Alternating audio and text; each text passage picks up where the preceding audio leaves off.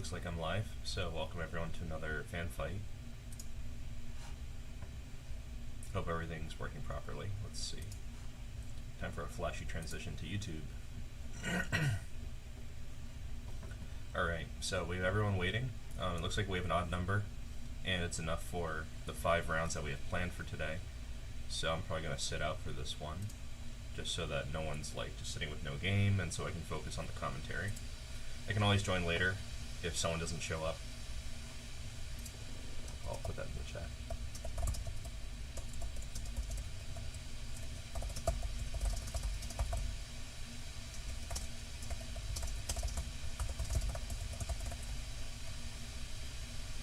Okay, so we have 6 players, and myself as like a free agent, and the spread's it's pretty heavy on the high end today. So we have Anand with 2072, Vedant with 2044. Let me see, is this all working properly? Yeah, Iman is, I don't remember if Iman is new, so welcome Iman. I think I've seen your name before. I'm probably following you already. Yeah, I'm following you. I just don't remember if you played any of our fan tournaments, so welcome. If it's the first time, then that's fantastic. If I've forgotten that you played in the past, I apologize. Everyone has like 3 usernames and it confuses me. Kush is at 1822 right now, not shabby. Mr. Serial Number is at 1766, also pretty good. And Eva's new, so Eva, or Ava, I'm not sure which, at nearly 1400. So certainly the underdog, but I recently played against this person, and I think they have good chances of scoring some points. Played pretty well, especially in the opening. Alrighty, so we have 47 seconds to go before the fan battle begins. It's a Swiss with 5 rounds, and it's really just a casual thing for people on our server. And hello to Vedant and Anand who are shouting out in the YouTube chat. Of course, anyone who wants to join can still join. I believe you can join in like the first 2 rounds or something, just by going to the link, which you can get from, hold on, let me do a little transition here and make sure that it's on our YouTube page.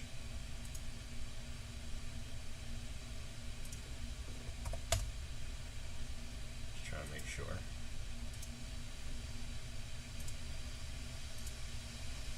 Yes, the link is on the description for this video, so that should be perfectly fine. You guys can click on that video, and we're back. Okay, it looks like the games have begun, so let's see.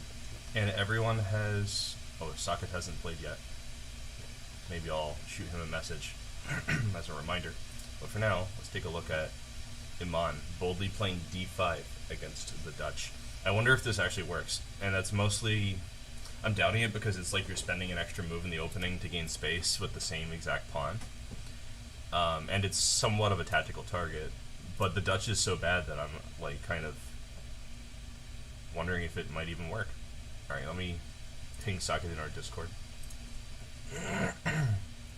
He changed his name again, so I'm kind of like,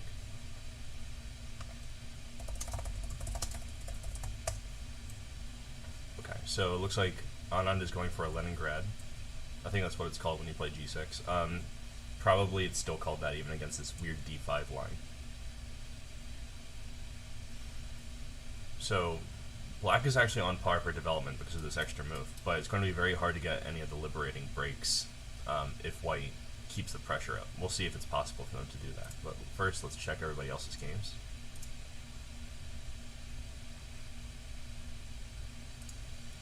So Kush and Check Magnus are facing off. Hold on, did we suddenly get an odd number? Let me see. Oops, I did not mean to do that. Someone's sitting out. Let's see. Yeah, it is an odd number. I'm joining. At least for 1 round. Oh wait, but it won't let me pair someone. Oh, that's annoying. I don't know how this is gonna work. You know, I'll just try to I'll try to even it out in the next round. We'll see. Last second it became odd. Okay, so they're still on fire here with white playing h4. Basically saying I want to go checkmate you, I think. Let's see the other games.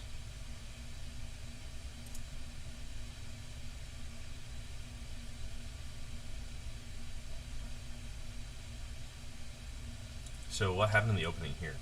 So Czech Magnus is coming in with this g3 sideline, which is not very ambitious, but maybe has some specific ideas in mind. Development's pretty harmonious. This pawn structure is kind of interesting, because black now has a queenside majority. They might want to like push all these pawns later in the game, but it does cost them a move, and they're kind of forsaking the center. But I think it could be logical under the circumstances. Oh, Saket isn't playing, so I could sit out. That's right. Alright, thanks for letting me know, Vedant. Okay, so anyway. Rook on an open file, knight on an outpost square. Things could get excessively spicy if bishop takes c3 happens, because maybe this would even benefit black's long-term plan on the queen side. I'm not that sure. It's hard to say at such an early stage. This is an interesting moment. Whenever you see bishop g5 together with g3, h6 is usually pretty good because it forces them to concede the bishop pair. But in this example, the d pawn's hanging, so it's kind of unclear whether or not this is really okay. The d pawn and the f pawn look like they're long-term weaknesses to me, but there could be some kind of compensation. Okay. Let's see. So Saket's not playing against Vedant. That's a shame. I guess we'll only have 2 games to look at this first round. That's certainly the risk with chess tournaments as opposed to other kinds of tournaments. You know, if your opponent doesn't show up or does something weird, you're kind of on the hook. You have to just, like, wait for them. And waiting is not very fun. So, that's why I pinged this dude and was trying to get him to show up. But he hasn't answered my ping, alas. This is bold. So white has sacrificed the h-pawn. And they're probably going to sack in exchange too. Otherwise, like, there's almost no point. Maybe they just want the open file itself. Like, they're saying the knight's misplaced here and it's worth a pawn. Okay, I think that's probably what white's saying here, because e4 is giving black a chance to back off from having this knight here. But probably they're saying it's deleterious just to have the open h-file near your king. Which is an interesting statement. Like, definitely in the Dutch, the fact that they've moved all the pawns near their king can become problematic. But black locks the king side.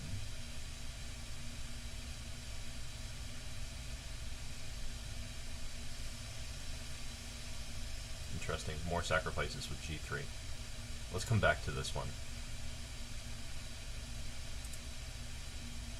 So, Kush and Czech Magnus are still going at it.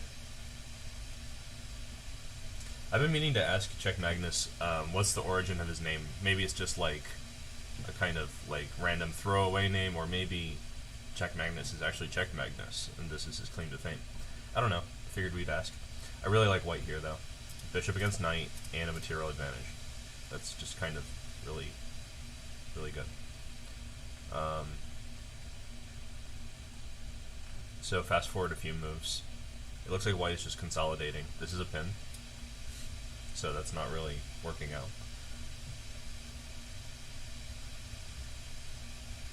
I thought we were going to see bishop d7, but maybe he had a tactical issue with that. Black offers draw. Kush is always offering a draw at the inopportune moment.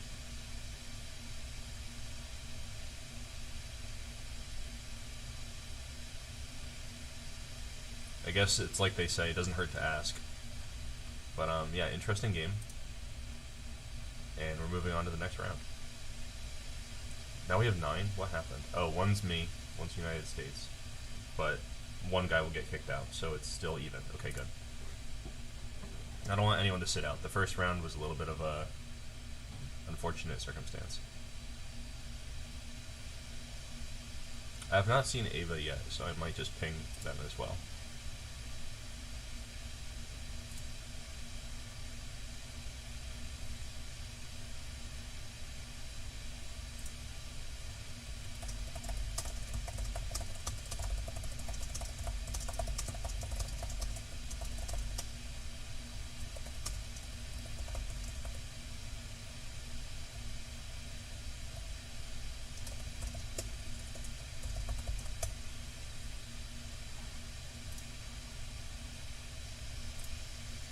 Okay, so let's recap the last couple of moves. So G3's like saying I want to sack a pawn. Black is saying no thank you. I'm happy with my position the way it is. But then he loses his knight. Now Anand wants to open the position. So maybe it was wise to accept the sacrifice. Okay, so this is putting some pressure, but it's easy pressure to alleviate with bishop G2.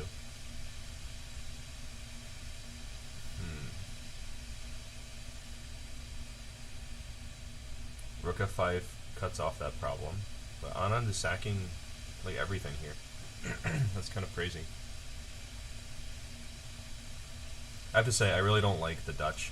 I played a match with my friend Russian Bias, who sometimes plays our tournaments, like maybe a year ago or 2 years ago, and I got some really good positions. I think he also wasn't happy with his play, but I think that in the same form that he had that day, if he played a stronger opening, he would have scored better against me. So I think the Dutch kind of fails even pretty strong players, and that's why we don't see it much at the top level. We also don't really see the Dutch very often in computer play. I think that computers are also disposed either by algorithm or by their machine learning to not like pushing the F-pawn. So that might be just a good general practical takeaway about these kinds of openings. Like, they're just not that principled. We have a lot better options to choose from than these.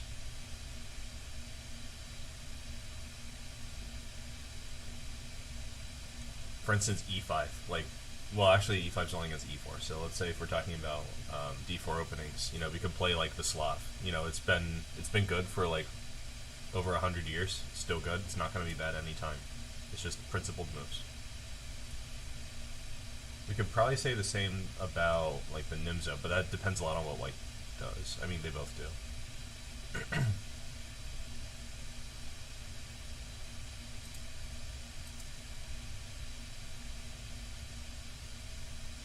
I know nobody asked me, but I've kind of lost my faith in the Benoni. I know there are some strong players who are playing Benoni these days, but I think it's more of like a surprise weapon against an opponent that you know is not well prepared. It's not very effective against someone who like knows the opening, because white has a lot of strong ideas.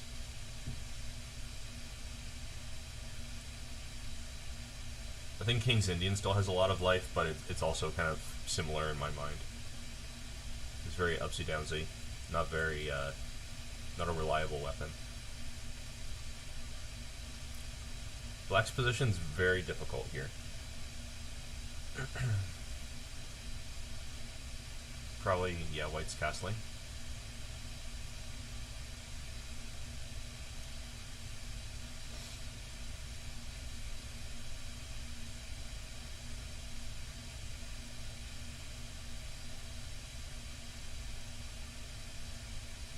In positions like this, I like to ask myself, like, what could I possibly do to lose this game when I have, like, the white side, where you have, like, more space, more material, all that. Rook F6 makes a lot of sense. I think he's trying this.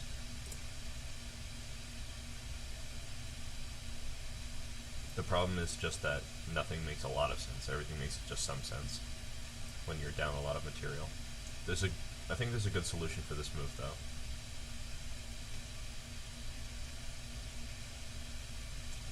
I was going to suggest bishop h6, pinning, and if they take, we just take back. Try to get our pieces active.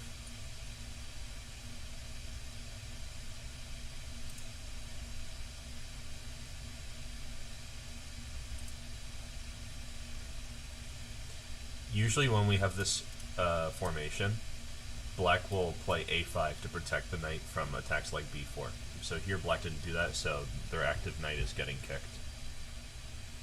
Sad panda.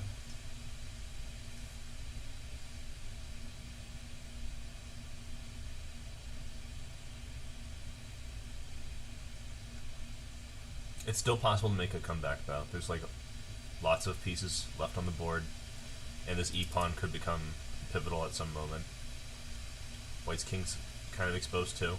You know, maybe there is something to play for. It's just very, very hard if white doesn't do anything rash.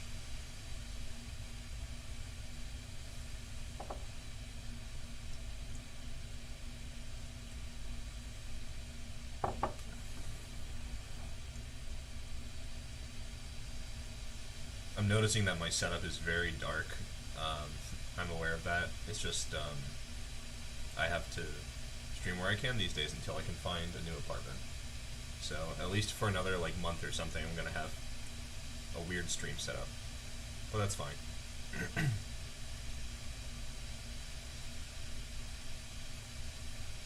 Okay, so it looks like white is putting all their money on the F file. Seems totally reasonable.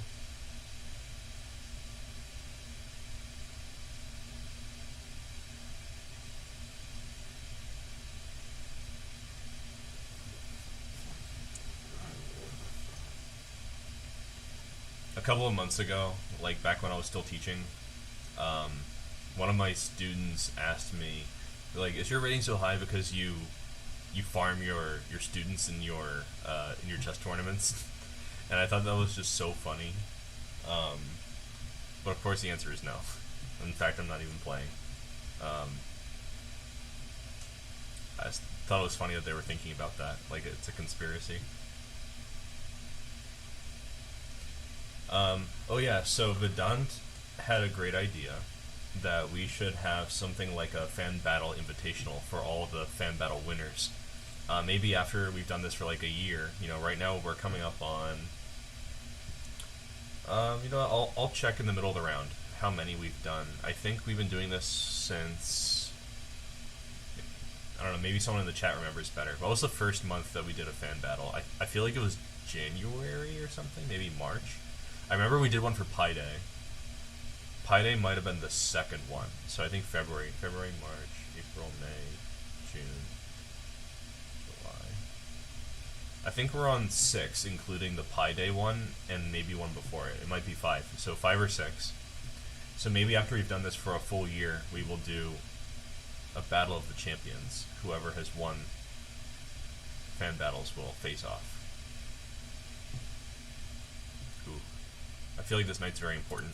It might have been better to play something less determined. Ooh, what is that? This looks like Time Pressure Blues.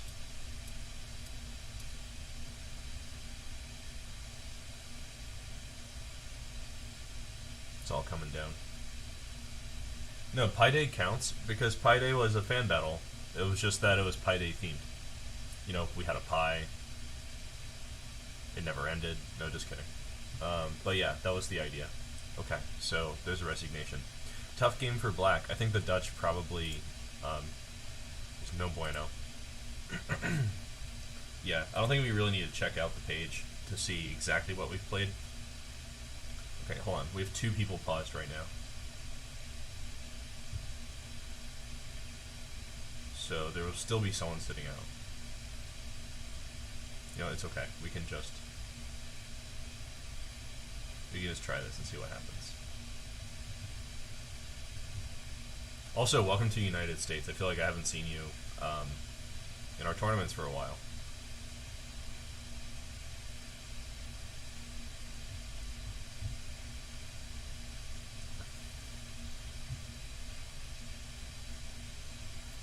$10 seconds, and we will begin the next round. Also, thanks everyone for coming out. As usual. It's great that we have a lot of regulars, and I hope to see new regulars in the future. Alright, let's see. Is Ava on standby? Nope. Dark. No, the reason I didn't join was because I suspected that this person would not show up. So it'll still be even if I sit out. Anyway. So these guys are coming hot out of the gate. This is a very drawish line. Let's see what the players can make of it. I feel like this should be pretty interesting. We'll come back and see the state of their opening. United States versus Anand. I feel like this pairing has happened before.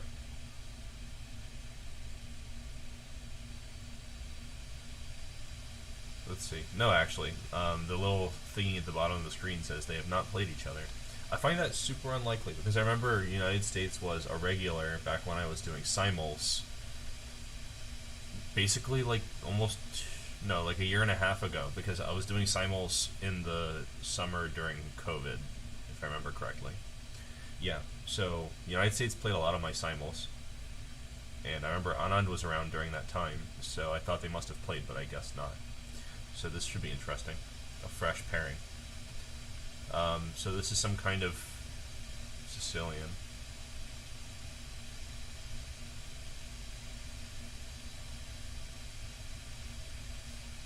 So white's just going for the d5 square and black's fighting for it.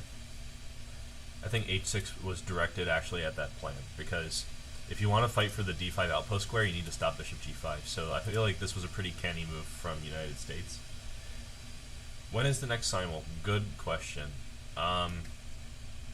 It's whenever I'm in a good headspace for it and have time, which is pretty hard to predict right now. So I'm just trying to take this like a day at a time, because I'm still in the middle of a lot of stuff in real life. And simuls are like very time consuming and energetically intensive. So if I'm gonna do it, I want to do it well. So white has spent 2 moves to move the bishop now. I think knight c6 is a very natural move for black. Maybe not my choice, but still, it's hard to argue with developing a piece because you have to.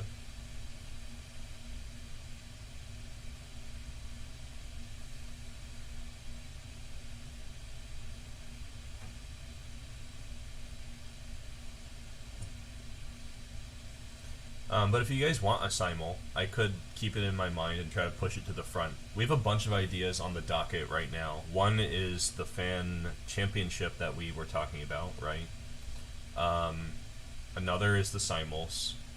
We were also considering a puzzle racer battle, but we don't know how to do it. Not yet, because we might need to lean on Lichess for implementing a feature like that, where we could stream like several puzzle racing people at the same time. Or we'll have to do some clever browser magic, so one of those two. I've been hoping to rope Coach Luis in so we could do a banter session where we just all play, and where he and I play and everybody watches and we make things funny like we used to. So that could happen. Yeah, lots of things are kind of on the menu here. Looks like Ava forgot about the tournament. That's too bad. And things have really developed quickly over here. I kind of like knight f4, getting out of the way of the d-pawn. I'm not sure about bishop f3, but I get it. You're threatening to take on e6. Maybe. Yeah, okay, sure. So knight d4 is not a good move, so it makes some sense to go back here because c3 is going to kick it. So that's what happened. So white got the move that they spent back.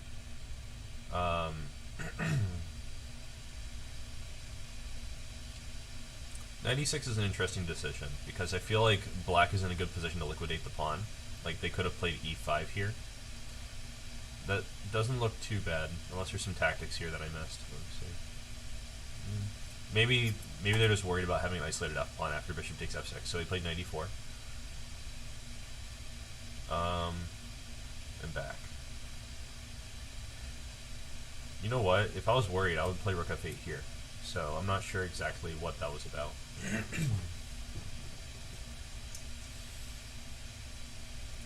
So e5 came. Black could like take the bishop pair and probably have equality right away, but here comes knight g4, and this is where we stand. Interesting. Anyway, yeah, we have lots of ideas for the stream. It depends a lot on my availability because, you know, I'm working and so on. It's kind of tricky to balance everything. But if you guys let me know that you want it, I will work hard to make it happen. So just tell me what you guys prefer. And if you're watching and you're not part of our Discord, feel free to join that. You could just leave a comment on the YouTube video or in the chat and be like, I need a Discord link, and then I'll just send it to you. It's that easy. There's some interesting options here all of a sudden.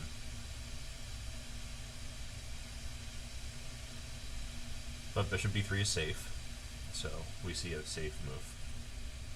I was thinking maybe something like knight c4. I didn't have time to figure it out, but it looked like there might be some cool intermezzos. Hedge 3, another very safe move. Like, never back rank mate me, even though it would take 10 moves to do so. No knight g4. Just saying no. It's like the DARE program. They're just like, say no. That's it.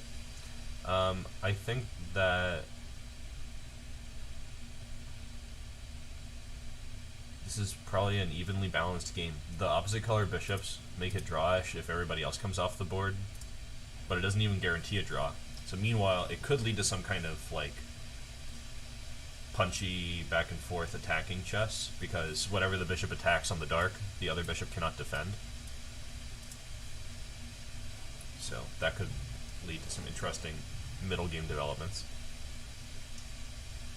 Some people might argue that this is an end game, and it could easily become an end game in just a couple of moves.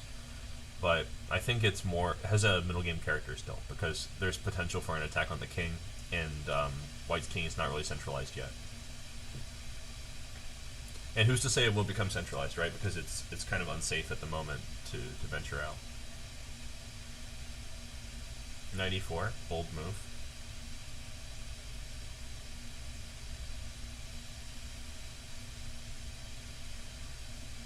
Kind of like saying, I don't care if you play c4. This knight is unopposed here as well, so like the knight stands kind of generally well. But if these squares become irrelevant, it won't be that good. It'll mostly be like a good defending piece, maybe. I'm just concerned it could like block the rook or something. So black is maybe going to push all the pawns, maybe just this one pawn. That's interesting. So black definitely has more space now because of their advanced pawns. They're staking a claim. The only downside, I would say, is that this pawn was blocking the bishop, but now that bishop doesn't exist, so it doesn't matter. Can't block your bishop if you don't have one.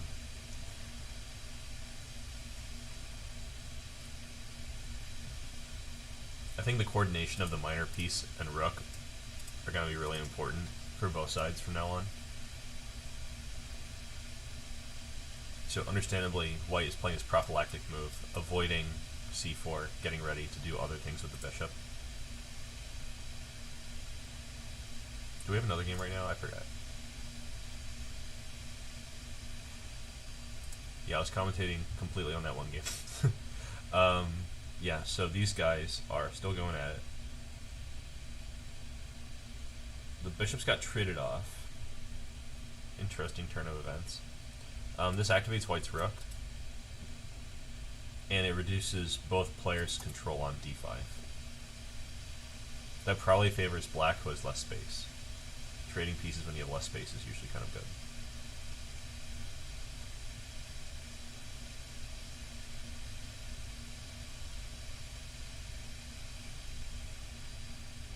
We really didn't miss much.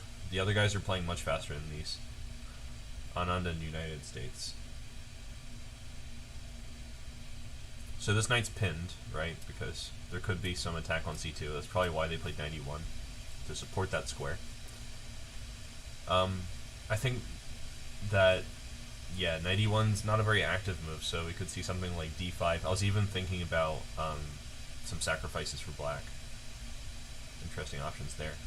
But d5 is kind of the classic liberating break in the Sicilian and many other openings for black. So I think seeing d5 here makes a lot of sense.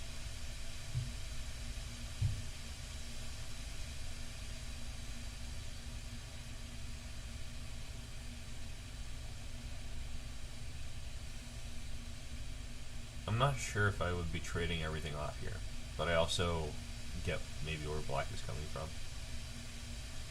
Maybe they want to free their rook along the 4th rank, so they want to see everybody off. But losing this bishop could be important. You know, this bishop just came to life because of the d5 break.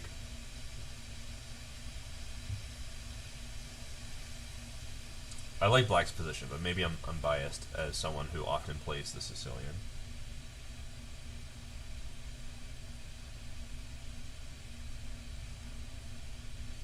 By the way, part of why I haven't done any simuls or what have you is because I've been focusing a lot on my recorded lessons recently. So if you haven't seen those, check them out. I think they're pretty decent, considering I do everything in one take with no script.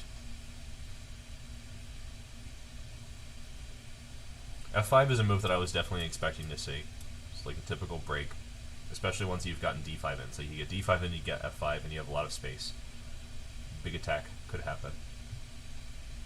I think we should linger here for just a moment, because white really has a pretty big think here, right? I would say. So we'll go back to the other one.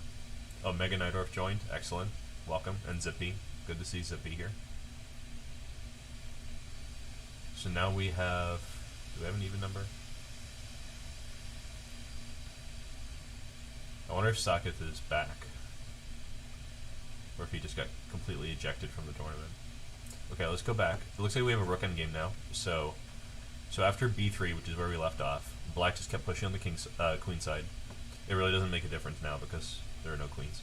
I'm not sure about this expansion, but I also think white is not doing much to capitalize here. So we have a rook endgame. And rook endgames are crazy, so I find it difficult to say who's doing okay here. I would prefer black for kind of concrete reasons, but I've also only looked at this position for like 10 seconds. There were a lot of options here for attacking the pawns. I think some combination of those attacks would have been really useful. I don't know if rook c2 would have been my choice. But since things could easily repeat here, I'm not going to say it on the air until it's over. Take a quick peek back at our other game. Is that tactics? I think that's tactics. Yeah. So they sacked their... I mean, they played f4, which is provoking this move. Queen takes is impossible because of the rook on g6, so that's why we've got a big thing from the United States. I think knight takes it makes sense as a move to calculate. And probably white's playing for some compensation. That's an interesting move. Just highlighting how this rook is kind of stuck, but it does blunder this piece, right? Is there a trick here? I don't think so. I think that was a very unfortunate decision here from the United States. Probably knight takes was adequate, because after knight takes, he was probably worried about queen takes, but bishop takes guards the knight. So this was definitely a faux pas. But it's not impossible to make it come back, as the white pieces are kind of uncoordinated.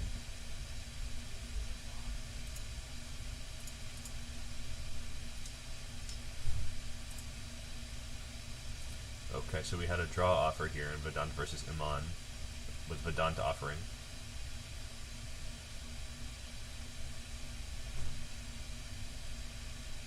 I don't know if I would have offered this. Maybe it was a few moves ago.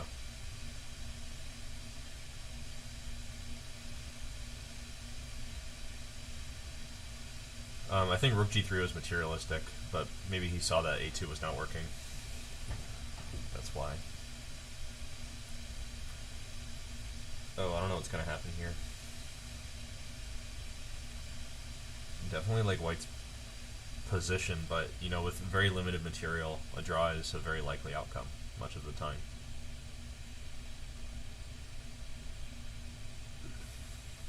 Also, black's king is like well placed to get in front of the pawn, even if it does pass. It's not impossible to make an error here, however. King d8 is walking on a precipice, if you ask me.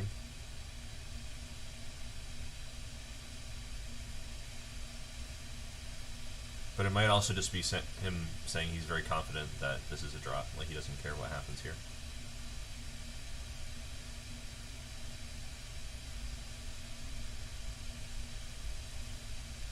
I think we're probably going to see a draw pretty soon.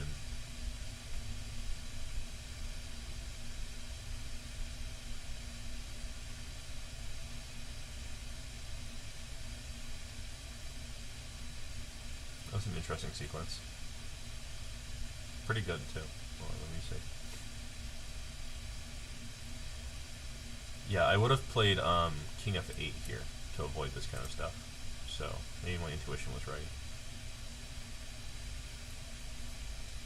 Let's see.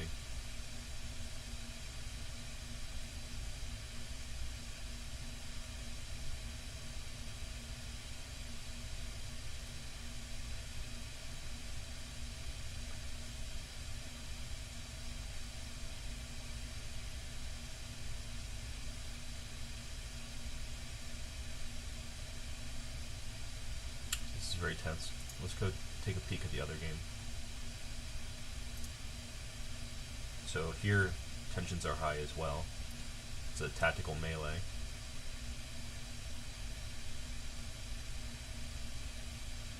So it looks like white has coordinated everything. Like their pieces are just flying in.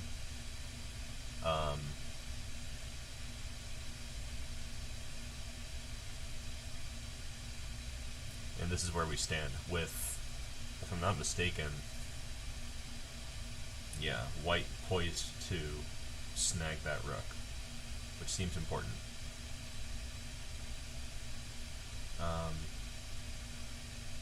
Yeah, queen c4 looks precise because that way this is with check.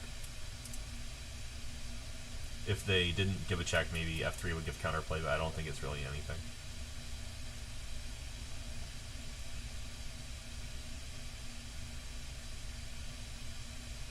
So it kind of came to pass and still isn't that impressive, as far as I can tell. I think they're probably going to resign. Never can tell, though. I think knight g6 might have been my choice.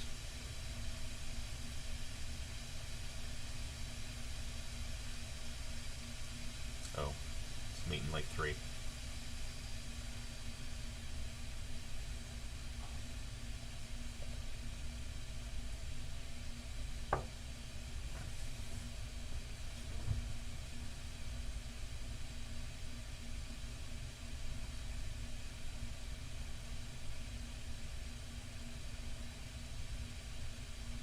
Here it comes. This is not what I would have done. I would have played queen b7 earlier. Alright, so this is 2 pieces up. Let's go take a look at the rook endgame. And the white pawn has reached f7, so how'd that happen? So they played rook h5, makes sense. It's like one of the only moves to avoid.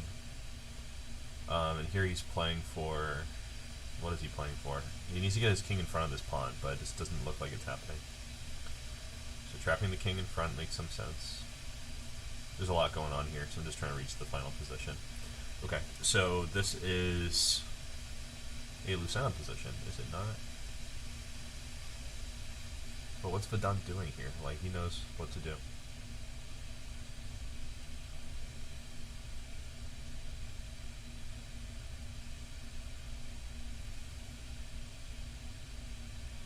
Okay, maybe the checks were just to win time, because both players are very low here.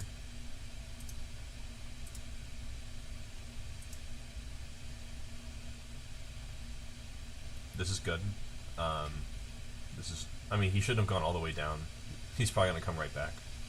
Depends on if he remembers his technique.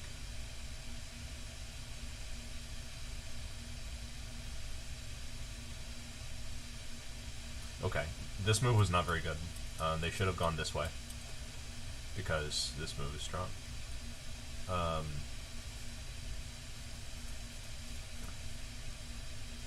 Yeah, he can just block. And the rest, as they say, is a matter of technique. So we'll see if Vedant can check me with the queen fast enough. Alright, well, black lost on time. But, okay, that was cool. There was a... Both games came down to the wire with a checkmate and time pressure. Nice games, everyone. Okay, so we have 47 seconds till the next round. It looks like we have an even number now, which is great. It was a little bit sloppy at the beginning. But we love even numbers in the Swiss.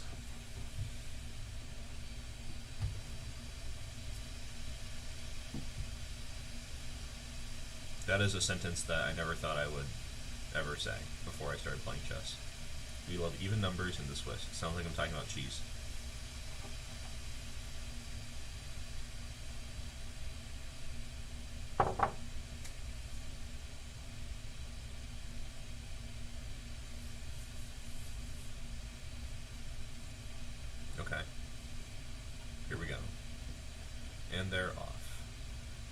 Expected pairing, Vedant against Czech Magnus, also known as Neil.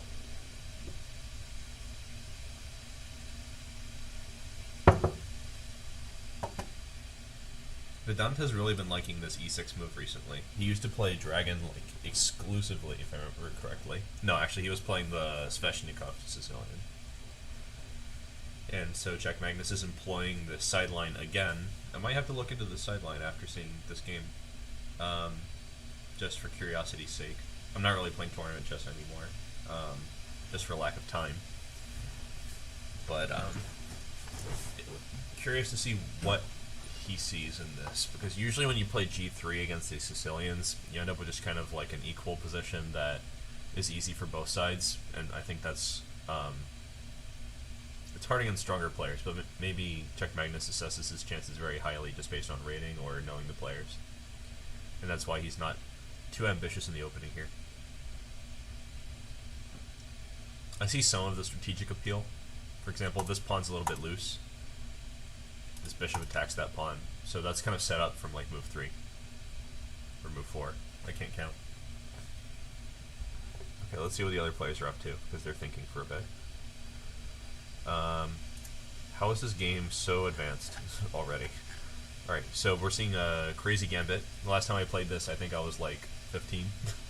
Oh, I really like this line. Oh, this is like the same as the game that I played when I was a kid. Yeah, I remember. This is really funny to see again. Yeah, I remember I promoted to a knight here. It was in a tournament, and I was like, can I have a knight, please? And no one had a knight yet because we just started playing, just like in this situation. But it looks like Zippy, like they know their theory, but they missed bishop g4. This is such a like basic, important tactic. You can't miss it. So now actually white is still in the game because they missed that pivotal moment to win on the spot. Playing way too fast, I would say. I think a player of this caliber shouldn't miss that kind of tactic. So hopefully these players will slow down so we can still see a high quality fight. Let's see what else is going on. No shade, of course, to the players. Maybe someone's cat jumped on them at the wrong time, something like that. Such things happen online.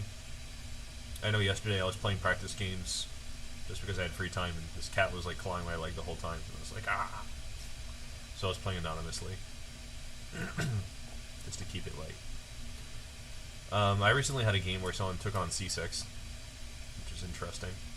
Knight b5, I'm not sure if this is really like a main move here, but maybe that's just me showing my ignorance.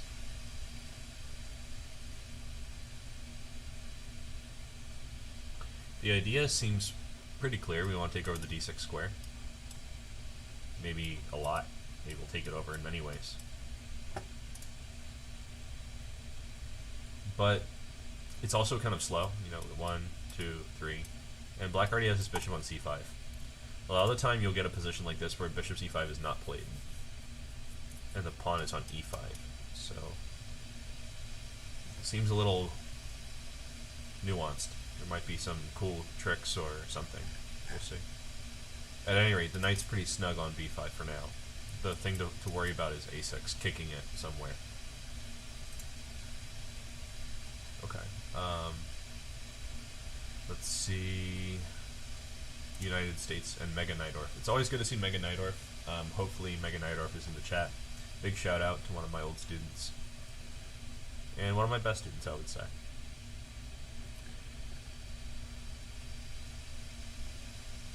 So we have an English from United States. Here, probably it would equalize immediately like this. Very slow play here. English with bishop e2. Usually we'll see g3 and bishop g2 in the English, so that's kind of an interesting difference. Black was not challenged and got d5 right away. Honestly, I'm not even sure I would worry about this take on e6. Actually, yeah, maybe. So this take on e6 might be problematic because of bishop g4. So, okay, I guess I understand their decision, but the bishop's hanging.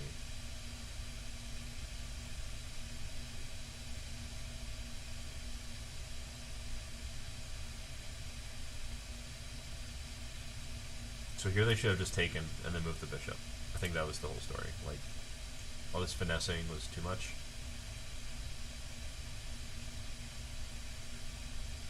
But they're getting some counterplay. Like, this knight's trapped. Was it forced? No, they could have played knight h2. So...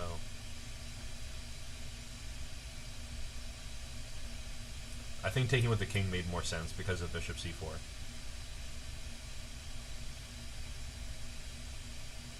But even this doesn't look that bad, so we have the down in exchange. And they could snag a free pawn. But it's not really a free pawn because they're also down a pawn, so... Here, maybe I would have gone for rook b8. Okay. And here we are. That was a crazy start. Vedant, you are probably not actually my oldest student who is still in touch.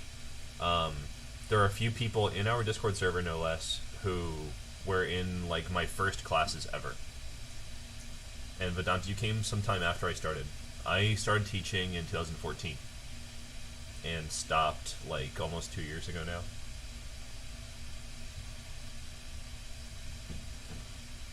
But Shonak was probably my longest, like my student who was the earliest and is still in touch. And maybe the runner-up or tie would be Sean, who probably you haven't met because he's kind of new in the server.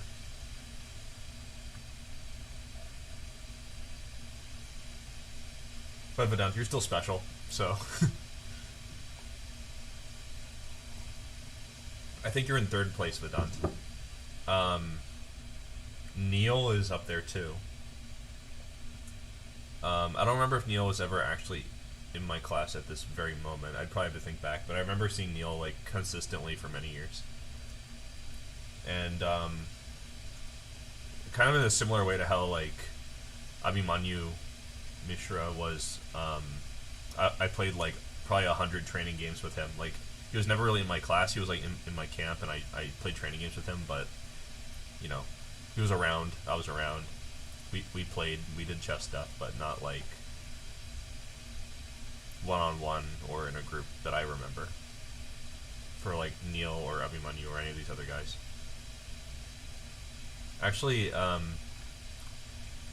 coaching put me in touch with a lot of people who are like strong players now, which is kind of cool. Like if you're from the like Northeast US area, or if you play in like junior championships, like I met Praveen Balakrishnan a long time ago, back when he was in, I think he wasn't in IM yet when I met him. Like I think he got it like right after that. And then like the Jacobsons, you know, all these guys went through the academy back in the early days.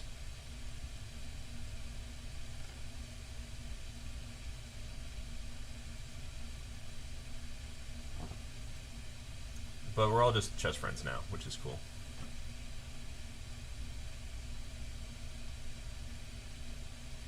What is Mega Nidorf doing here? Thinking for a very long time. I think he had to think a little bit more at the beginning, like right around, like, here. After d4, he should probably not have been so impulsive. Because now he has to, like, take time not to lose his bishop and so on. Very tricky. Okay, let's see some other games. I have not looked at Vedant and Czech Magnus in a minute, so let's take a look there. Okay, so the decision made when he was thinking very hard was bishop e3, and now he has this kind of isolated queen pawn situation, which I kind of like for white.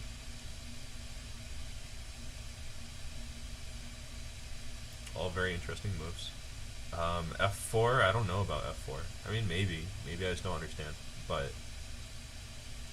I don't know. I thought if we're gonna go for something like with the e5 square, we could just take it right now. Let's call it ours. Oh, so maybe he's going for tactics? I don't know.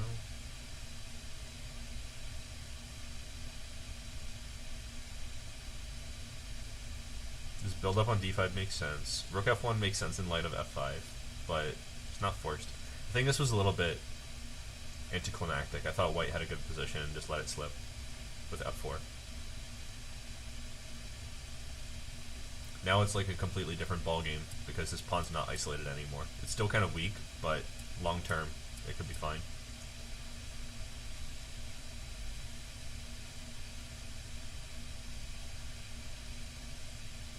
Three versus two majority here, but black has an advanced majority on the king side. Okay, and this is where we stand.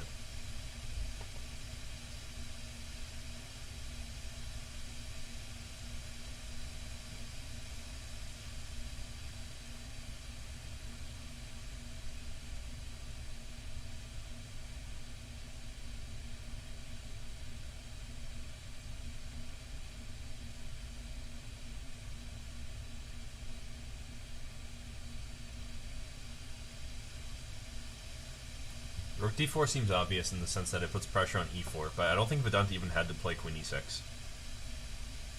Maybe he just wanted to pressure h3.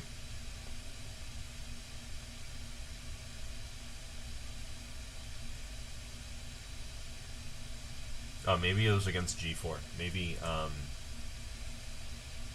maybe if it was white to play, we would play g4, takes, takes, takes, and then take here. Maybe he didn't like that, which is simplifying too much. Okay, which I kind of get.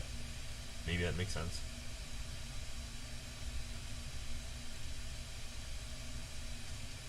b5 might be helping white to make a majority one day. I mean, like, mobilize their majority. The pawns are coming in close contact. Bishop e2 is a tame-looking move. I had some other ideas in mind here involving attacking these pawns, but we'll see what they come up with. Let's switch to another game. Who have we neglected recently? So Mega Nightdorf, it looks like they are suffering with knight against rook. We just saw Vedant, so let's see Aman. We last visited this game at the point where they were playing Fast and Furious. Yeah, right here.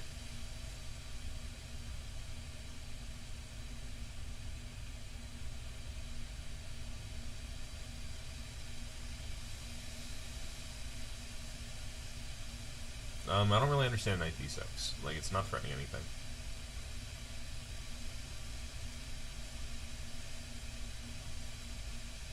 If he wanted to go to e6 so badly, he should just go straight there. So, I don't know about all that. But it ended up working out perfectly for some reason. I don't know, some of these guys, I feel like they just push pawns when they don't know what to do. And that kind of played into Zippy's hands here.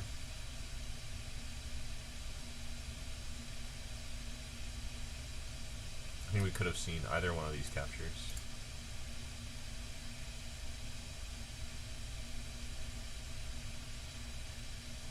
The knight on h8 could not be worse. Like, could we have gone somewhere else? Yeah, actually. We could have played rook takes b7. Tactics. That would have been winning on the spot. But instead we have this rinky-dink knight trapped in the corner. And a bizarre endgame where the pawn is just going to become a queen. So this was really the critical moment here. This was the moment to figure out that you have to play rook takes b7. I don't think there's any downside to it. Like, if king c8, knight d6 wins the game. So it would have been, yeah, a completely different game here. That's going to become a queen. I think we should go take a look at another game. They'll probably resign soon. This game's still very interesting. Yeah, c4 was what I had in mind. Maybe Jack Magnus was just probing for weaknesses, because I think f5 is a bit rash. Like, it does shore up this pawn right away, but it also weakens black's king somewhat and blocks his bishop. So maybe this is the opportune moment to play c4, not one move prior. So that was cool. Pressuring from b4.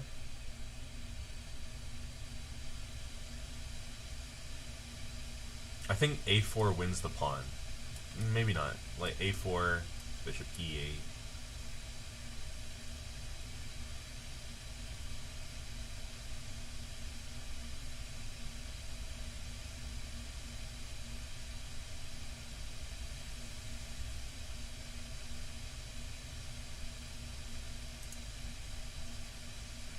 I'm really not that sure about it.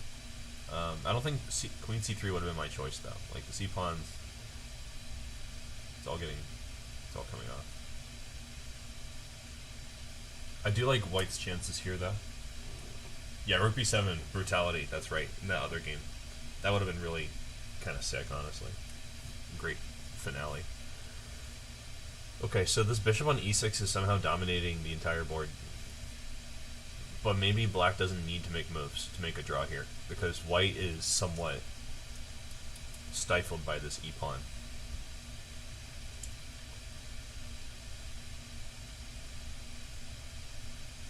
I think king b4 was an obvious good move. Bishop d7 lets the bishop out on g8, perhaps, or something similar.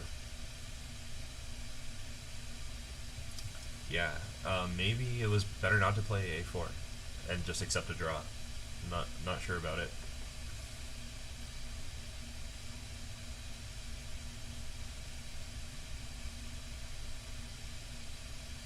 So Vedant has offered a draw again. He offered a draw last game too. Come on, guys.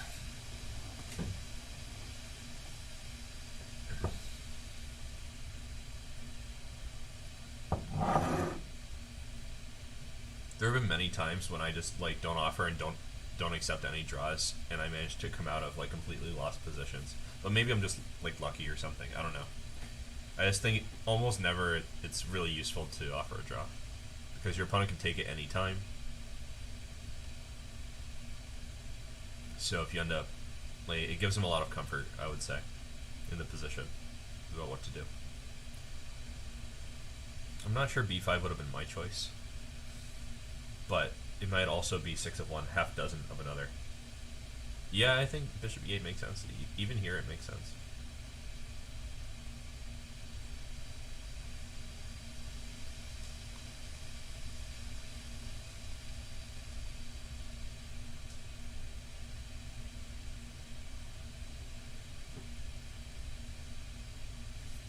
Maybe I misevaluated something. Let me see.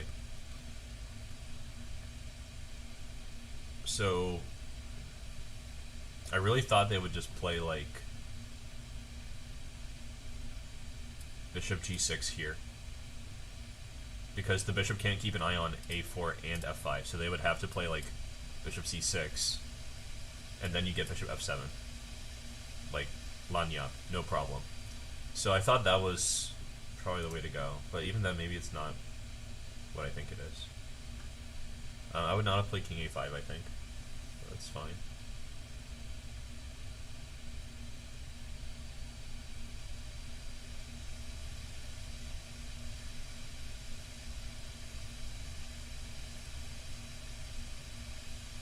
There's an interesting idea here for white to equalize.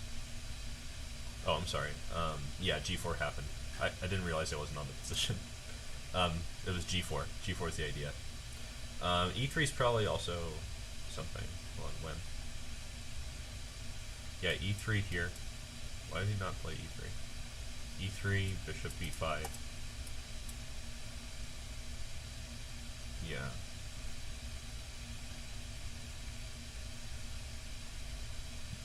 Oof, that's not good. Not in time, sir. And resignation. That was a tragic ending. I feel like there were so many moments here where we didn't really have time to analyze it live, but like E3 makes some sense. I think here bishop takes G4 equal. I don't know. We'll have to take a look at that later on. Oh, and we're on in 34 seconds. Lots of good game in the chat. It's nice to have a group with like decent sportsmanship. Well, all the time when I'm playing on like any server, I'll try to talk about the game, because you know it's hard to find someone who's like near your rating sometimes. So it's nice to talk and see what they thought about the game. But most people just move on right away. It's kind of not easy to do that. Okay, so it looks like Iman is paused. So who's sitting out? I was not really quick enough to jump in there. So we have Anand against Czech Magnus.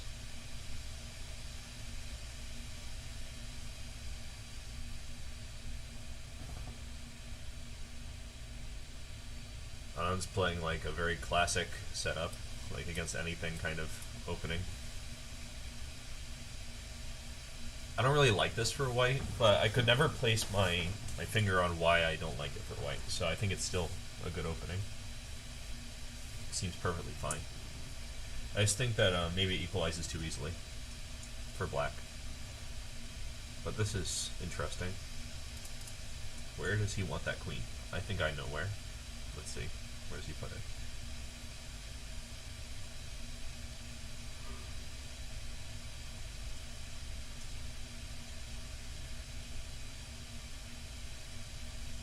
Alright, maybe he doesn't know.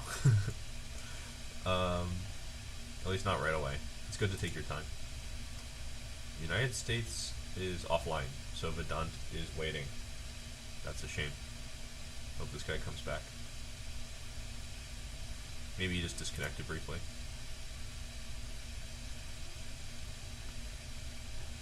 Anyone who's like played lots of these kinds of online tournaments, is it like normal for people to just not show up? I feel like in real life that would be weird, so I don't know about this. Zippy is emulating Czech Magnus. He's playing this G3 system as well. So that's kind of the theme of the tournament now, opening wise.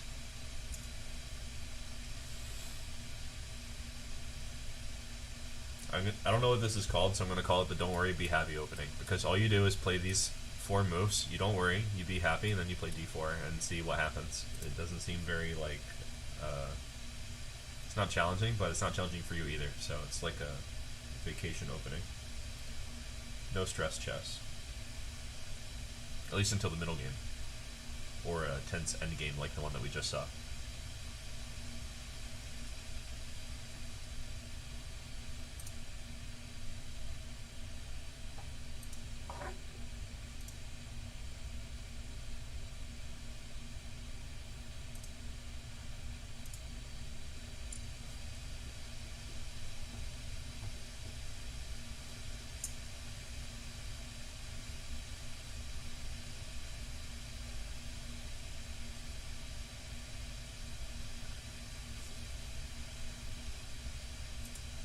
Did Kush and Vedant play the same exact openings?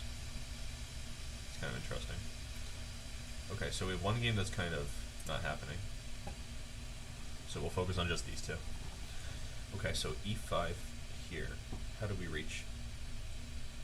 So he put his queen all the way back where it came from. I thought he might play this one, just for variety's sake. But back to d1 is what we get. Kind of like a Scandinavian kind of opening, but not the same, of course. I'm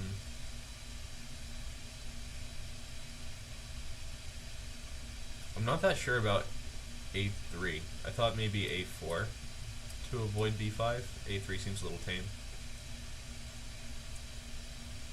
I like pressuring d6. I think h6 might make sense. I might have developed a piece, though. Okay. e5 is very committal, because I think white is super well prepared to take over this outpost square.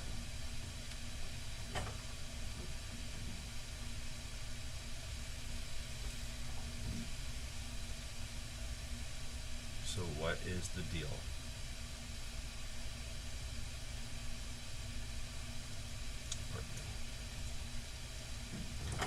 Here's another, like, first time ever match. Anand has never played against Czech Magnus.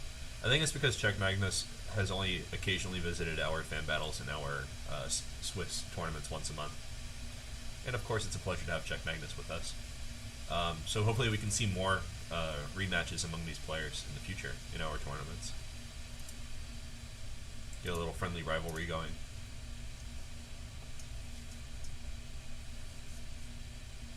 By the way, you guys can look forward to a stream that I'm going to be doing soon. This was sort of an impromptu thing.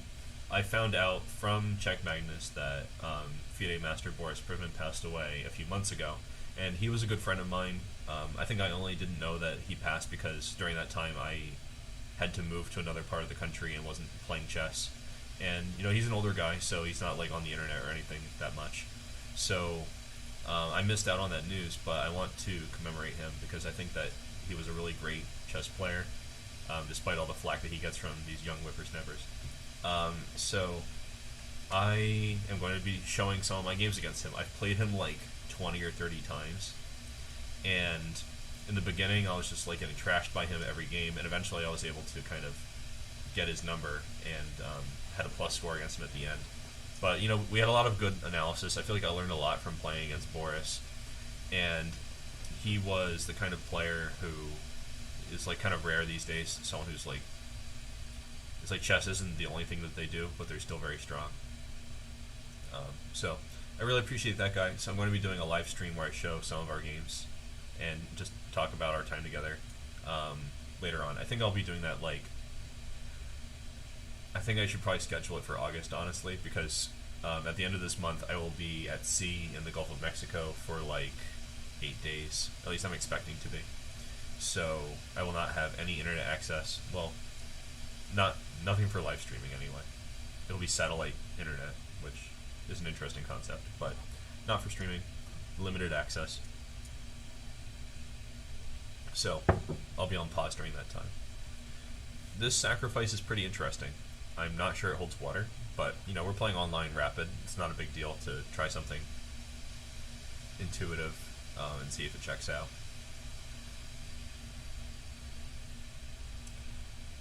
So probably check Magnus is just like triple checking his bases here. I have a pretty strong feeling about what he's going to do. So we'll come back to this. It's too bad the United States kind of bailed out here. Are these guys really still in this position? Black offers draw, white declines draw here. And he's just sitting? What is that? Come on, we can't play like that. Because you gotta make a move. You can't just sit here in the opening, offer a draw, and then...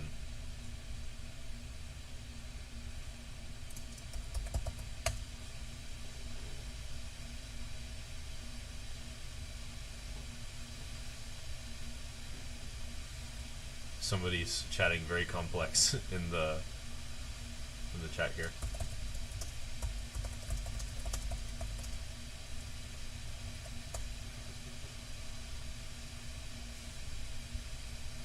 Yes, very complex decision to just sit here.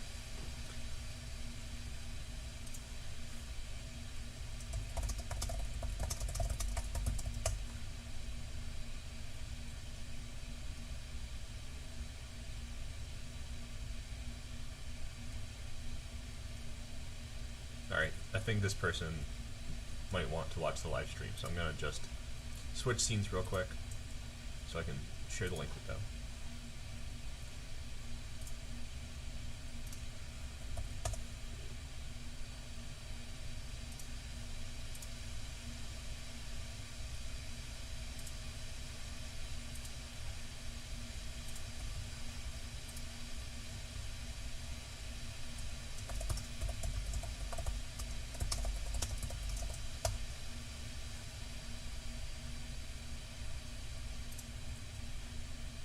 Alright, and we're back.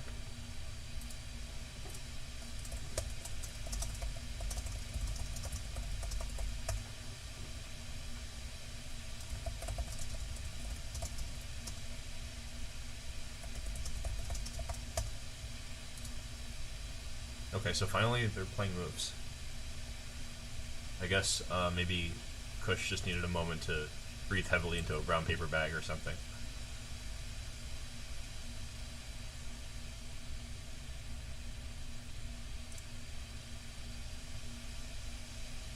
Okay, so now we're getting... What is this? I guess it's going to be some maybe an isolated queen pawn situation.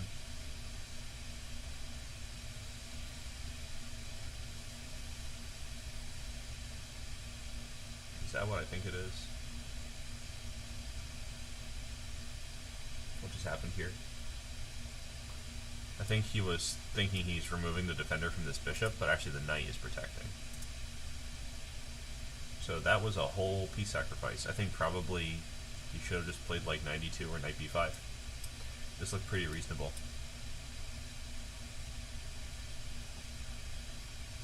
Not stunks. Not very good. That's a shame. So we'll see if Zippy can make a comeback here against Kush. I mean, Kush did waste like 8 minutes just sitting there for a while.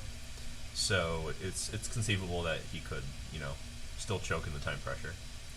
Oof, but this is pretty rough.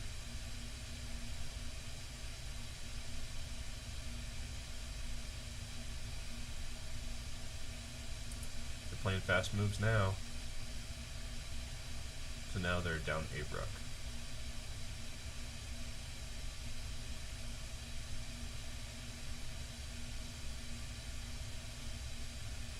Well, maybe Kush's gambit of offering a draw and then waiting 8 minutes was successful. Just annoy your opponent to death. Here, let's go back, and we'll come back and see how they're shaping up soon. This game is a little bit more on even footing, if I remember correctly.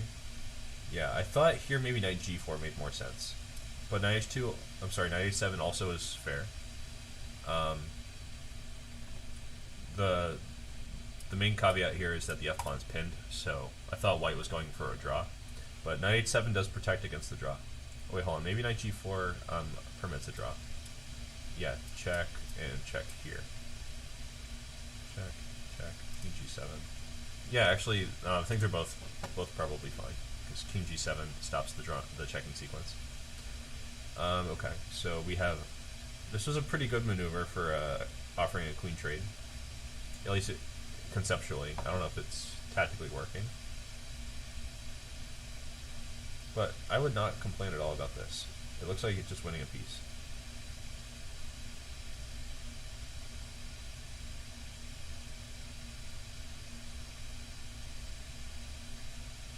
So 3 minor pieces against a rook. Right? Here's the rook. And how many pawns? 1, 2, 3, 4, 5, 6, 7. 2 pawns. 5 pawns. This is a very weird material balance. Maybe it was important not to like let them whittle away at these pawns.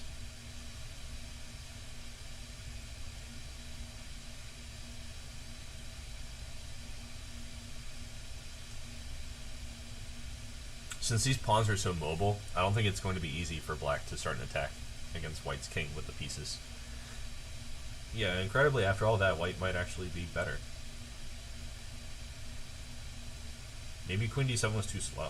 Maybe it was like important to trade queens differently, like bishop g5 and queen f6. Or maybe just trade bishops, like play bishop g4, because of queen g4 then rook f7. A little bit hard to see, I guess, unless you're saying I don't want to lose my d pawn, which would have been pretty reasonable, honestly.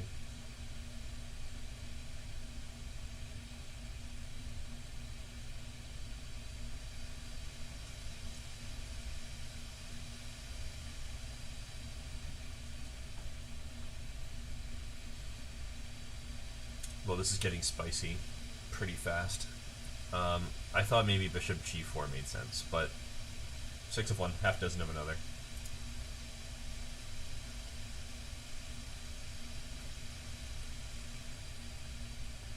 Let's see how Zippy's faring here.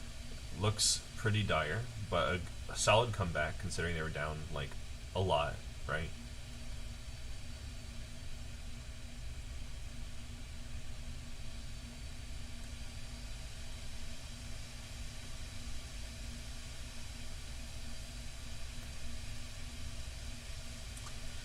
That is a little bit of recompense. Somehow Zippy's hanging on. Maybe it's because of Kush's time pressure,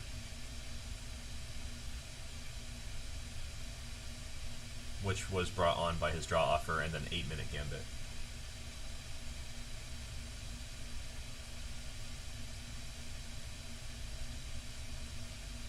Zippy has time to make these careful decisions. I think he made the best one too. I think it's good to provoke a4 because now how is he going to create a pass pawn? You know, it doesn't look that easy to accomplish. I'm not sure about that move. whole thing. This is a very tenuous position, but with 8 seconds and no increment because it's 10 plus 0, I think Kush is hard pressed to win this.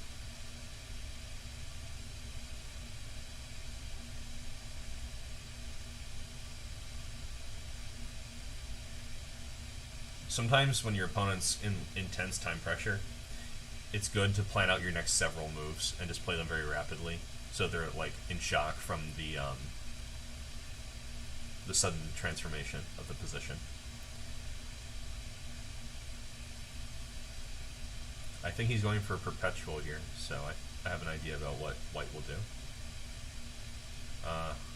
He's got to take the perpetual. Oh, maybe not. That's insane to me. I guess he's still pushing for a win with just 6 seconds. It seems wildly impractical, but, you know, we do what we gotta do.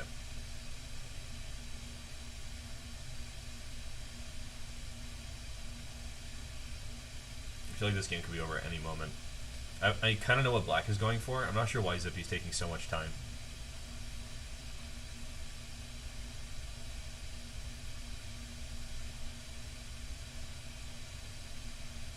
Like, if you don't like your position here, I think you have to just play fast and not give time for your opponent with 6 seconds to figure out how to win.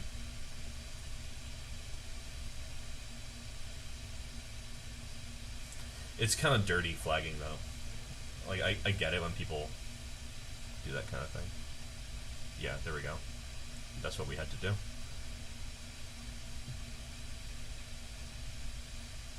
Make some moves.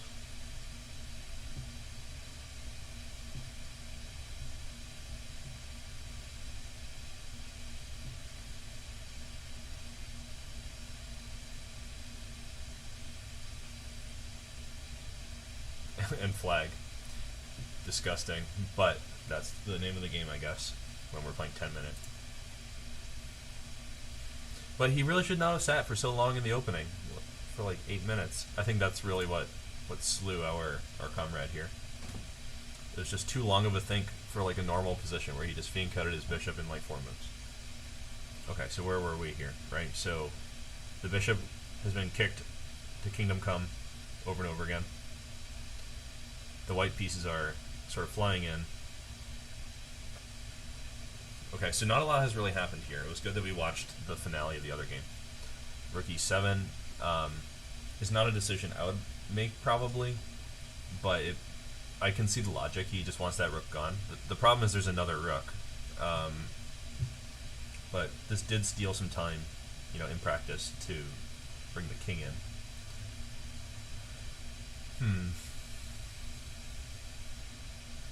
And Czech Magnus is very low on time. I think this is probably going to be the pivotal factor here.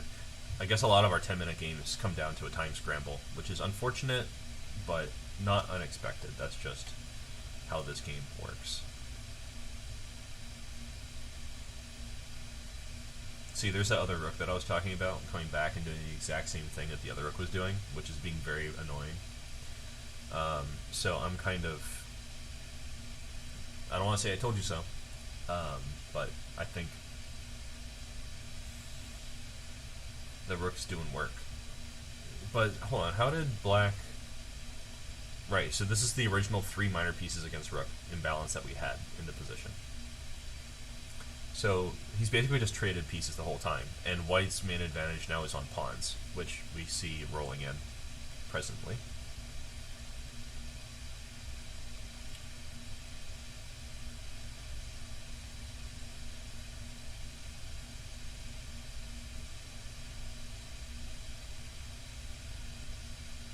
This is sad. You can see he doesn't know what to do. Well, he just moved his knight out and back, and it's depressing. Yeah, out and back, time pressure. Just going out and back, it doesn't really help in time pressure unless your position's better, maybe. And that's a big maybe. Yeah, he's just trying to make moves here. He should probably just be pre-moving, frankly.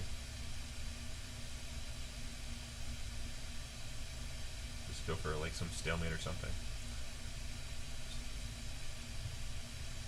You want a little bit of time there.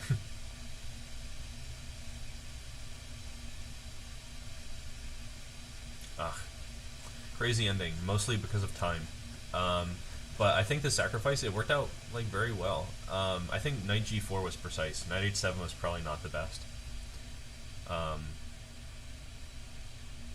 but even that shouldn't be fatal. Like here, maybe queen d7 was the fatal error. Okay, so we are going into our final round. We have a really nice turnout, a lot of strong players today, so thanks everyone for coming. And to the people who signed up and didn't show up, I hope you slept well. Anyway, so that was cool. Even people who just pop in for a couple rounds, that's totally alright. I like that. 1, 2, 3, 4, 5, 6. Okay, so we're still good for the last round.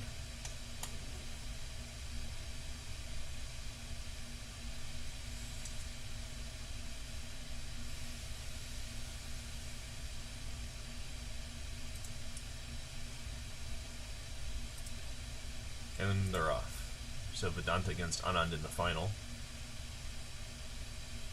Oh wait, what's the score? Let's quickly check. So Anand, Czech Magnus, and Vedanta are all on 3. Zippy is behind with 2.5. So draws among the leaders and a win for Zippy could even lead to Zippy winning this tournament, despite being in the 4th position. But it's kind of a big drop off for United States, Megan Nidorf, Iman, and so on.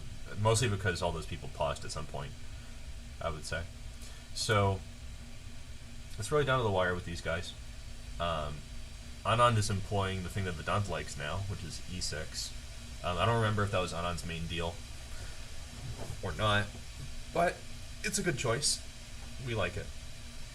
And Vedanta is also playing this g3 thing now against his own setup, but this time with knight e2, keeping it spicy.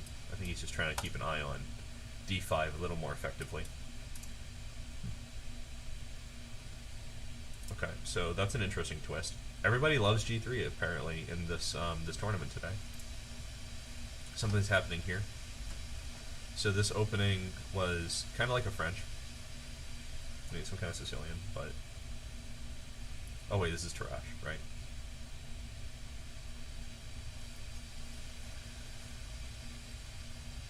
The French Sicilian and the French confuse me sometimes in the lines like the Tarrasch with knight d2. Okay, so Zippy's deciding where do we want the queen.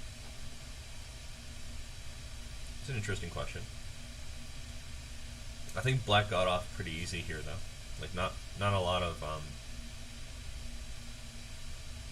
pressure from white, but that could all change in a couple moves. I guess we'll see how it pans out. Megan Nidorf is back against Kush.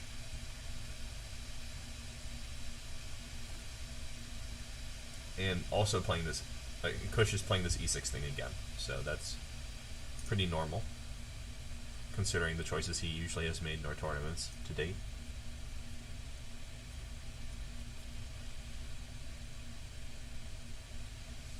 I was thinking about d4, but I think d4 doesn't make sense until c4 is played, so I kind of think bishop b4 was nice, and black's position is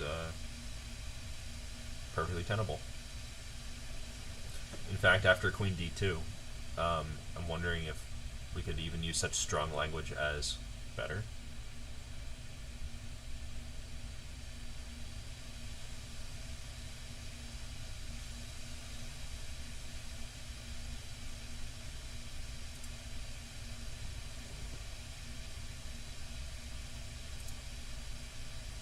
Kush is thinking long and hard. Again. Okay, so Vedant versus Anand is becoming another IQP thing. How many isolated queen pawn games have we gotten in this tournament? I feel like it's been quite a few already.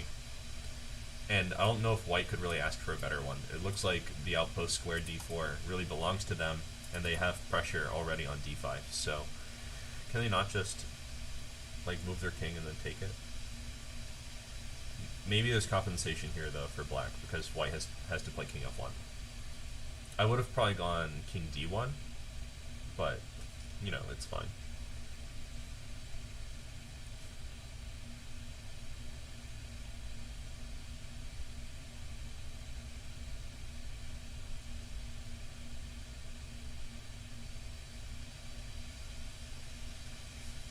Even with the king and rook awkwardly coordinated, I kind of like white's position. Because, like, this bishop's not great, at least for now. Like, it'll take a minute to get that guy out. Meanwhile, pawn's dropping. So white has some problems, but black has problems too. And getting extra material in development can't be a crime. Seems pretty nice.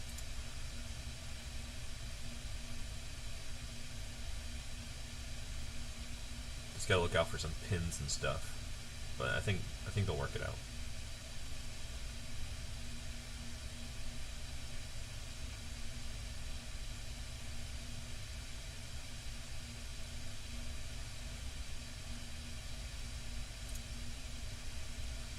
So back in Check Magnus versus Zippy.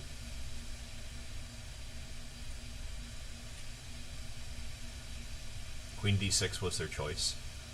I think that's perfectly reasonable. Not giving the bishop also seems very reasonable.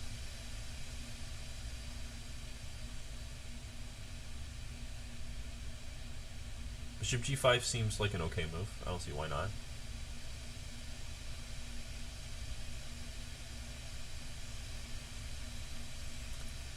So now black is a little bit tied up.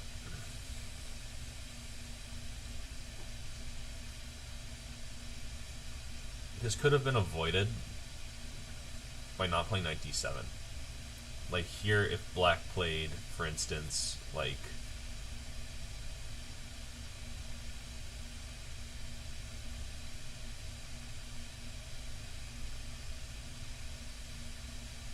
knight f d7 followed by knight c6, I think this would have avoided these kinds of development problems. Because the knight from d7 is flexible, like it could go to c5 or e5. The knight on c6 would prevent bishop e7 to d6, and we would be able to move the light square bishop from there. So here, I think this is an example of the knights not coordinating very well. Knight h5 seems pretty good though. I'm just not sure how stable it is there. Like if white questions this knight, how will it fare? Maybe it's not bad because the queen does control f4. That could give some promising chances. One chance. But yeah, this is what I was really concerned about before. White has full control of the d file. That's problematic. This is kind of like the best way that white can control f4 in my opinion. I don't think Zippy's like genuinely contemplating sacking the rook though. Unless it's forced somehow. Let me see.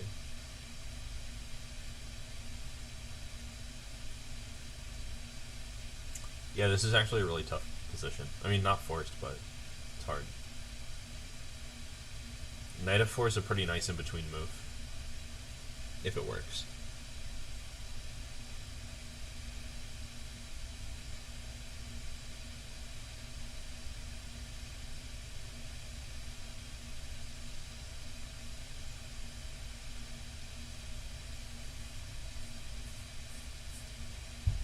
I think black has some really interesting options.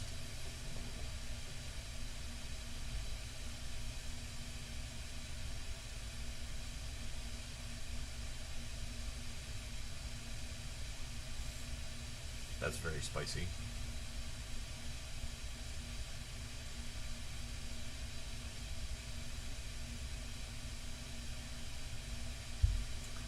So in the worst case scenario, I mean like best case, I don't know if I should say best or worst case scenario. I mean, like, at a minimum, what white could get here is they could expose black's king. But they have other options too. But the other options might entail some risk. Like, this is hanging. Okay, so they went for the safe option. That's in good keeping with my mental impression of how Check Magnus thinks.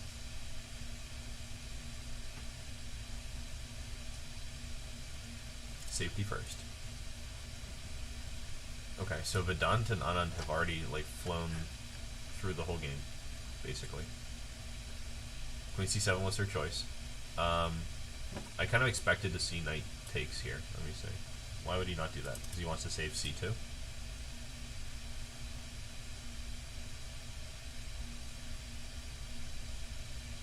Okay. I think that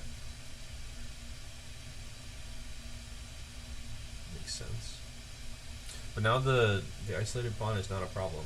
So maybe here he should have played...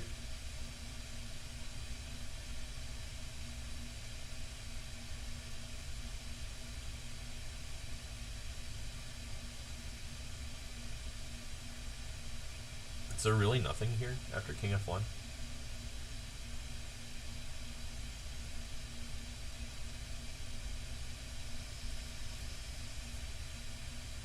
If he chose king d2, I just want to add, after king d2, he could have played this, and c2 would be protected. So maybe my intuition was right again. Yeah, maybe he really just doesn't have anything here. But I think it was not necessary to allow knight takes f6, like wrecking the pawn structure long term. Like I don't see why you can't just take this, take back. I guess he really doesn't want to lose the pawn, right?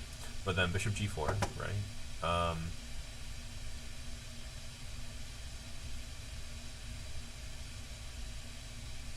Rook e4. Rook e4 runs into bishop f3. I think this is perfectly good.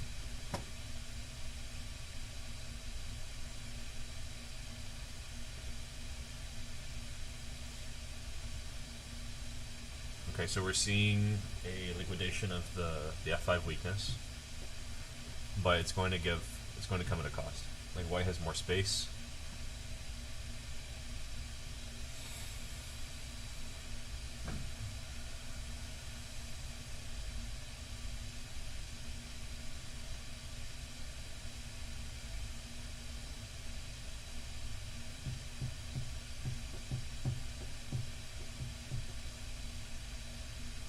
They could also seize even more space. Rook g1's a nice move.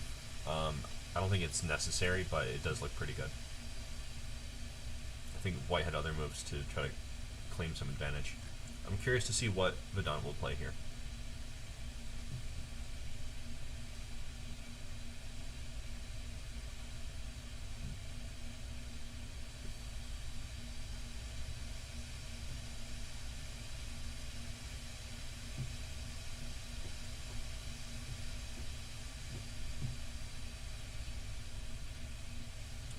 The question I have is, how badly does he want to try to make black take this pawn?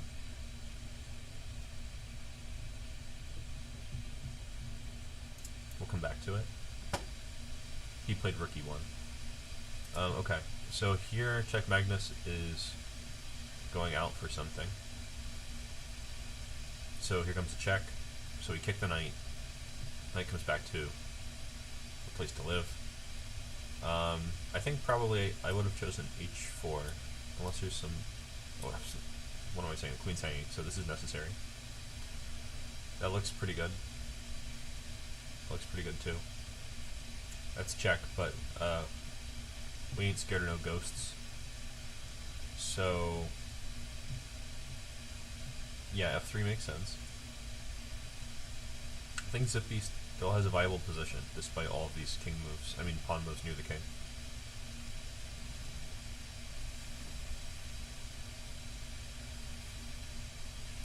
I don't like this knight on b3 just like not doing anything. That was not going to be my choice. I wonder if there's something good about that. I think g4 is a good move because I thought black would play g4 instead of queen e7. So this is stopping that idea.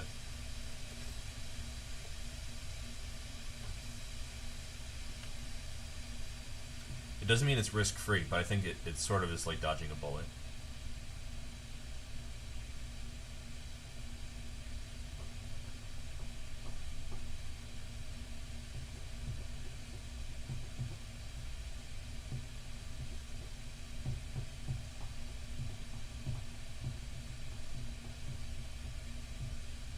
King g7's like a cool looking move, it's very active, but I think that pawn takes f5 is good.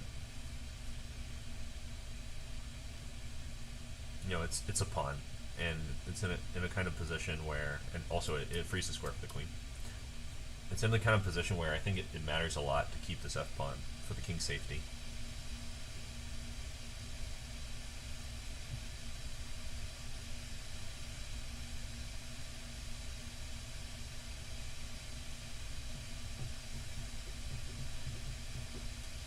Black still has a lot of counterplay though, but they're also like 2 minutes less on the clock. Let's see Vedant and Anand, because they're still just blitzing it out. Yeah, so he played g5, consolidating his king side and preserving this weakness. The bishop is not well placed against these pawns. I think that was very reasonable, all of the things that just happened here. b3 I don't know about.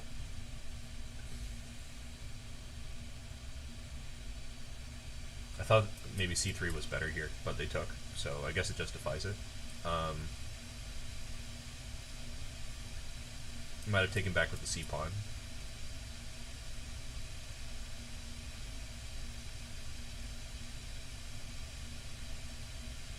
Okay, so black just lost this a-pawn, like pretty easily.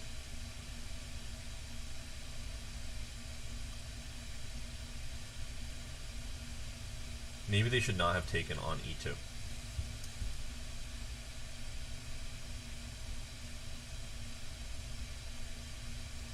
But it makes sense too.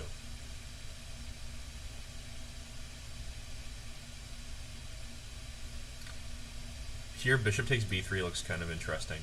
I mean, they can desperado as well, but the core idea is to take this with check and then take this pawn.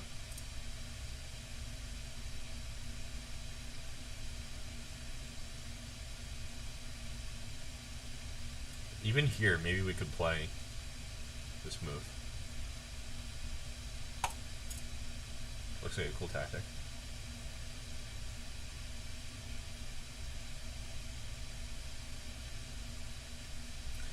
These moves don't really make a lot of sense to me, especially this one, because I think there was a checkmate. Black resigned. Yeah, they missed a checkmate right here, right? Oh no, sorry, I missed that this bishop protects the back rank. Okay, so that makes sense. But here it's not back rank mate? Oh, they're in check, okay. Okay, so that makes sense. That's why you resigned here. Could not stop the mate. The mate threats led to material winning. Okay, so here, looks like Check Magnus had to sack a queen. Because queen e1 runs into rook takes h2, king g1. So that's so bad. We go here. And then check again. And then this rook's hanging. I think I might be missing something, but maybe we'll have to revisit this at the last moment, when the tournament's a little bit over. Well, is this the last game, or is Mega Knight Orphan or something? Yeah, this is our last game. Okay. So, in this moment, right?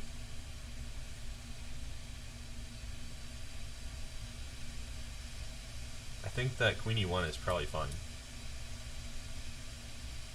I'm assuming this is the problem that they saw. They can't play Queen C5. The knight's guarding it. Like, this kind of useless knight's actually doing something good now.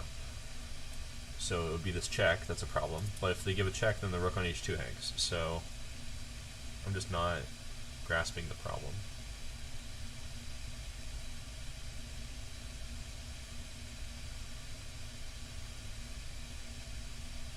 That was a nice checkmate from Zippy. Well played. Yeah, since the tournament's over, let's just quickly open an analysis board and see if there's something that we're missing here. Also, good games from everyone, and thanks everyone for playing. It was really fantastic. Oh, it looks like someone's already begun the analysis. I thought Queen E1, and the idea was that you can't really throw this Bishop B6. Oh, there's this corridor mate, maybe. Like, we throw a check, take, and then bring this over. Maybe something like that. I'm not seeing it. Alright, take care, Vedant.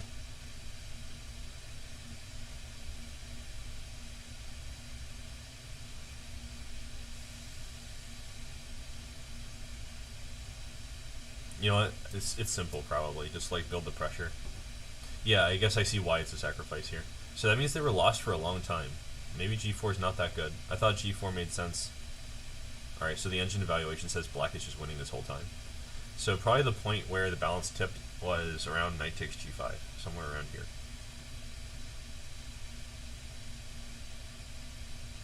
You know, I thought bishop E7 was good. Okay, well this is very interesting. Anyway, congratulations to the winners.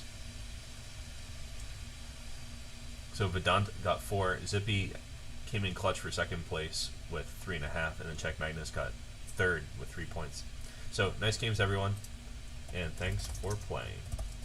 We will do this again probably next month. I think we're gonna do this just every month for at least like until we've done it for a year.